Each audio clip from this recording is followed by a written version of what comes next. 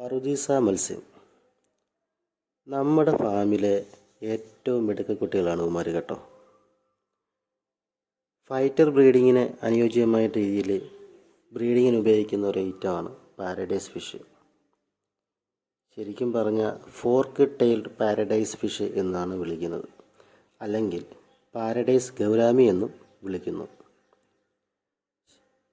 China മുതൽ വടക്കൻ Vietnam വരെയുള്ള കിഴക്കൻ ഏഷ്യയിലെ മികച്ച ശുദ്ധജലത്തിലും കാണപ്പെടുന്ന ഒരിനം ഗൗരാമിയാണിത്. ശരിക്കും പറഞ്ഞാൽ ഇതിന് 6.7 സെൻറ്റിമീറ്ററും ഏകദേശം 5.5 സെൻറ്റിമീറ്റർ മാത്രമാണ് കാണപ്പെടുന്നത്.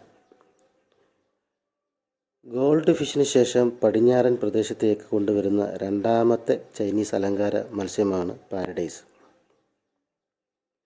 ശരിക്കും ഗൗരാമീസ് യൂറോപ്യൻ തടവിൽ വിജയകരമായി വളർത്തിയ ആദ്യത്തെ ശുദ്ധജല ഉഷ്ണമേഖലാ മത്സ്യമാണ്. 1869 പാരഡൈസിലെ ഫ്രഞ്ച് അക്വേറിയം ഫിഷ് ഇറക്കുമതിക്കാരായ പിയറി കാർബോണിയർ ഫ്രാൻസിലേക്ക് ഇറക്കുമതി ചെയ്ത ഫിഷാണ് പാരഡൈസ് ഫിഷ്.